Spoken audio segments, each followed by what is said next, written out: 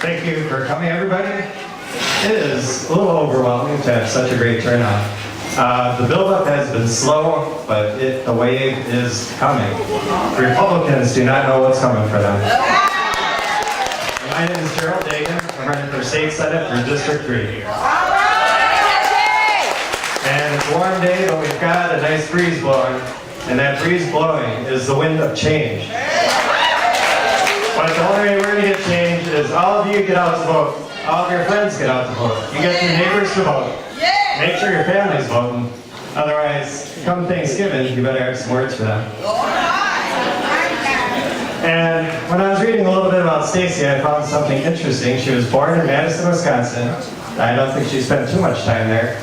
But I was born and raised in Wisconsin too, and I kind of zigzagged around the country too, but I settled in Georgia, and I'm happy that Georgia is our new home. So, after November 6th, I hope we can have a reunion in Atlanta. Because we're almost like family. Almost. And we have a lot of other family that we need to be helping out too. We have a lot of our Democratic family we need you to vote for. So please, we have a full slate of candidates from school board, county commission, to state house, state senate. We have a lot of people on the ballot this year, so we need a lot of you to get out and vote. So thank you for all coming out today. Thank you.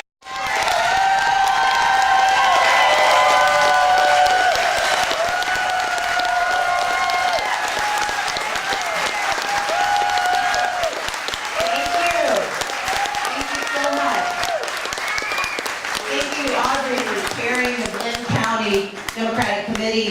Thank you to all of the candidates who are here today, and thank you to my friend and the first candidate, one of the first candidates I ever worked for once I was old enough to vote, Senator White Fowler. I was born in Wisconsin, moved back to Mississippi, which is where my parents are from, and then came to Georgia. So I like to say I am Mississippi raised, but I am Georgia grown.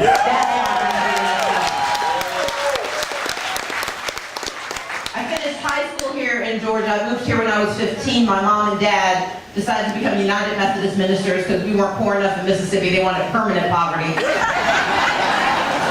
And so they both went to Emory University to get their Master's of Divinity. I finished high school at Avondale High School in DeKalb County. Thank you. Three people who look at Avondale. So I finished high school there and I graduated as valedictorian of my high school.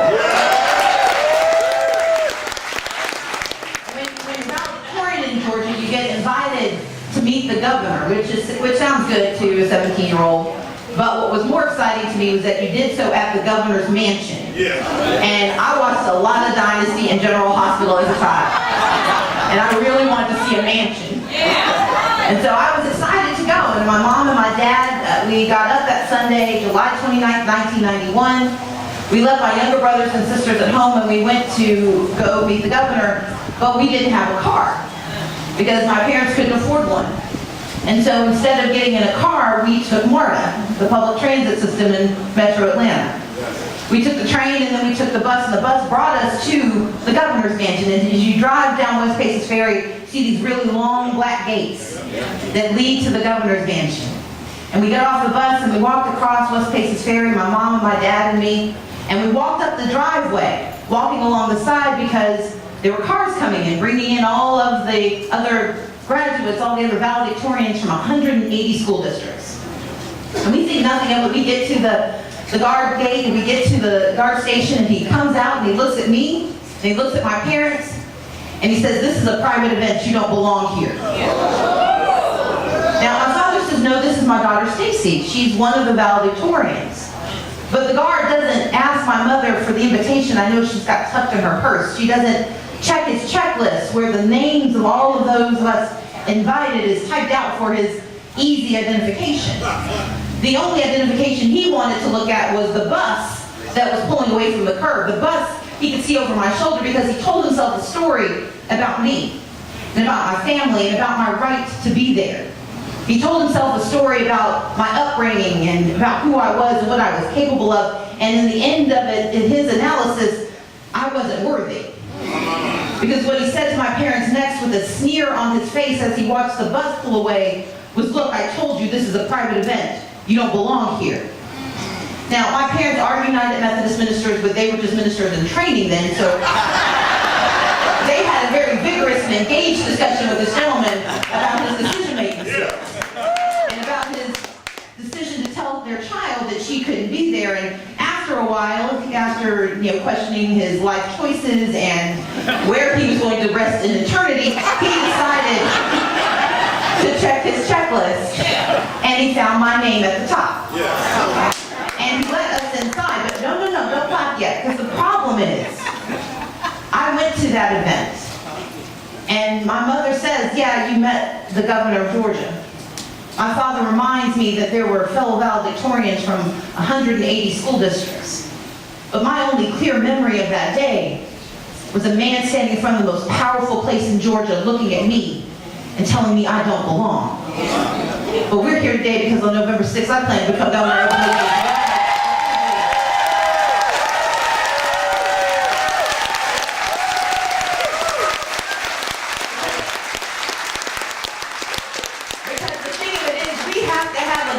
Believes in all of Georgia. We have to have a governor who sees all of Georgia. And I've been to 186, sorry, it feels like 180. I've been to 159 counties, and I can tell you whether you're in Gilmer County, Catoosa County, Henry County, Floyd County, Taylor County, Colquitt County, Glynn County, or Brantley County, we all deserve a governor who believes in us. And that's why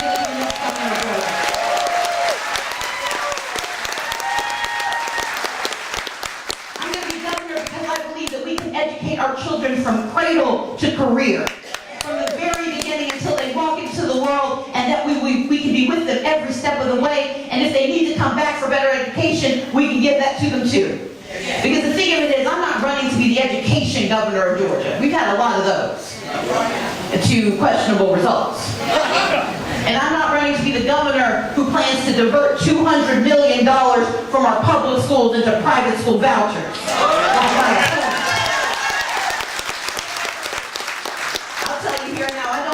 Another education governor. I will be the public education governor of the great state of Georgia.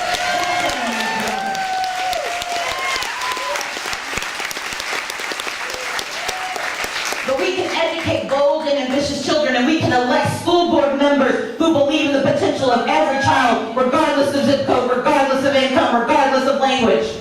We can have people who believe with us. But it does not matter if we don't also make certain that they live in thriving and diverse communities where they all have a chance, where their parents have a chance to make a life. And the thing of it is, we can't be a state that tells you have to move to Atlanta or Savannah to make a living. I want every Georgian to make a living where they want to make their lives. That's why I'm running to be the next governor of Georgia.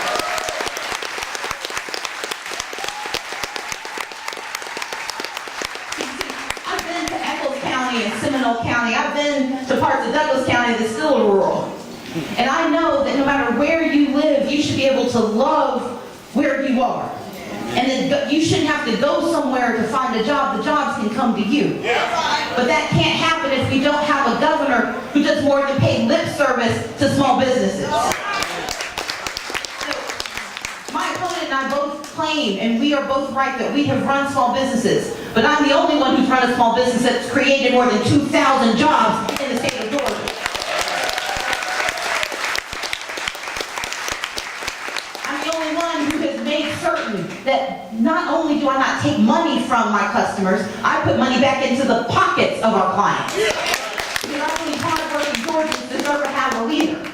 But I know that as excited as we might get about the possibility of Amazon bringing 50,000 jobs to Georgia, I want to be the governor who reaches out to 5,000 small businesses and helps them create 10 jobs each. 10 good paying jobs. Because those are 50,000 jobs that never leave Georgia. That's why I'm running to be the next governor of our state.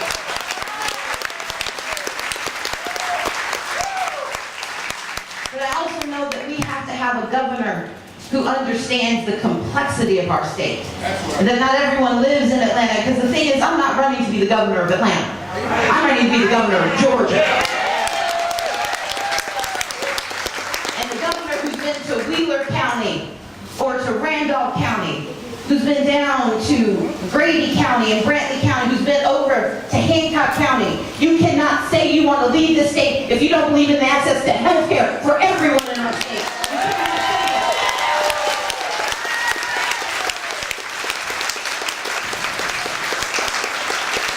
And while my opponent is trying to figure out what he believes, I think he's gone from 7 words to maybe a handful more. I only need 2 words. Expand Medicaid. Because Medicaid expansion is the only way we solve the healthcare crisis that is driving our state down and into bankruptcy. Because in the 33 states that have expanded Medicaid, they have seen their uninsured rate drop to 6.5%. But the 17 counties, those counties that are too mean and too cheap to take the money, those counties have seen theirs go up to 12%. But Georgia, unfortunately, is doing better than the rest of them because we're at 13.5%. And under an estimation by the conservative Georgia Chamber of Commerce, we're going to be at 25% uninsured by 2025. But this doesn't have to be. Because if you can do math, follow along with me. If we pay into the system $250 million, they're going to give us $3 billion back. That's good math. That's math that gives 500,000 Georgians access to health insurance, most of whom are working poor. That's $3 billion to help us save half of the rural hospitals that are on the brink of closure and possibly bring back the 7 that have already shut down. That's $3 billion to create 56,000 jobs in the state of Georgia. 56,000 jobs. And hear me clearly, 60% of those jobs are not in Metro Atlanta. They're everywhere across the state of Georgia. That's what opportunity looks like. Earlier this week, meeting with President Jimmy Carter and First Lady Rosalind Carter. And we toured the Mercer Medicine Plains Clinic. And we got to see what it looks like when we invest in healthcare in our smallest communities. I got to see that innovation isn't enough because innovation needs funding. But I also learned that they were able to hire locally and train people. That they were able to hire folks to do construction and to do coding and to serve as nursing assistants. And that because of them, there's a cafe that's going to have new customers. There's a pharmacy that's going to have new patients. That we are building an ecosystem. And if we can do that in Plains, Georgia, we can do it everywhere in the state of Georgia. And we also have a governor who believes in all of Georgia.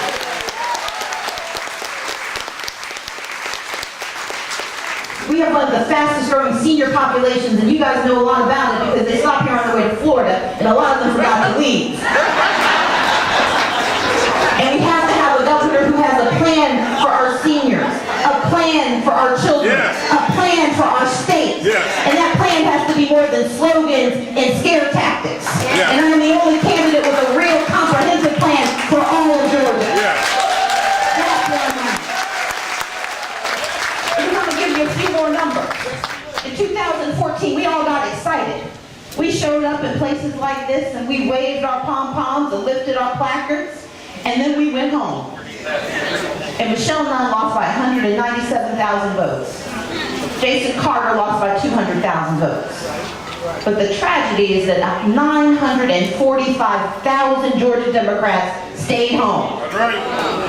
We don't lose elections because we lack the votes. We lose elections because we lack the vision and because we don't lift up our voices. And if we do that in this election, we will change Georgia. And if we change Georgia, we will